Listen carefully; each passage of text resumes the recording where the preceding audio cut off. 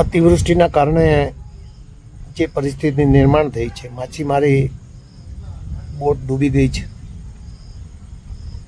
અનેક હજુ લાપતા છે, 2 થી 3 ડેડ બોડી પણ મળ્યા છે. જાફરાબાદમાં જે પરિસ્થિતિ નિર્માણ થઈ છે ત્યારે રાજ્યના મુખ્યમંત્રીને પત્ર પાઠવીને માછીમારી ભાઈઓને માછીમારીમાં અત્યારે ન ખેડવા માટે તંત્ર તરફથી જાહેરાત કરવામાં આવે અને જે લોકો ભોગ બન્યા છે તેમને મુખ્યમંત્રી તરફથી સહાય ચૂકવવામાં આવે. તાજેતરમાં નેશનલ કોઓપરેટિવનો એક મોટો કાર્યક્રમ લો યુનિવર્સિટીમાં રાખ્યો તો મુખ્યમંત્રીના પ્રમુખ સ્થાને હું પોતે હાજર હતો કોઓપરેટિવના સભ્ય તરીકે. માછીમારી માટે અને કોઓપરેટિવ માટે એક નાની એવી ફિલ્મ ગવર્મેન્ટ ઓફ ભારત તરફથી રિલીઝ કરી છે અને દેખાડી.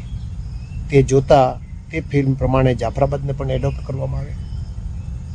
તેમાં જે પ્રકારનું વર્ણન કરવામાં આવ્યું છે તે વર્ણનનો બધો જ લાભ માછીમારી જાફરાબાદ અને રાજુલામાં, દીવમાં, આસપાસના વિસ્તારમાં જે નુકસાન થયું છે તેમને લાભ આપવામાં આવે. ગુજરાત પ્રથમ નંબરની કોઓપરેટિવ છે ત્યારે માછીમારીના કોઓપરેટિવમાં પણ જાફરાબાદને પ્રથમ નંબર આપીને તેમને જે કોઈ સહાય આપવાની થતી હોય આપવા માટે એક પૂર્વ સાંસદ તરીકે, એક રાજકીય આગેવાન તરીકે, સામાજિક અગ્રણી તરીકે મુખ્યમંત્રીને મારી વિનંતી કરું છું, રજૂઆત કરું છું. મને વિશ્વાસ છે કે મારી આ વાતને ધ્યાને રાખી માછીમારી લોકોના કુટુંબ ઉપર જે આવી પડેલી આફત તેમાંથી ઉગારવા માટે, મદદરૂપ થવા માટે મુખ્યમંત્રી આગળ આવશે અને ગુજરાત સરકાર આગળ આવશે.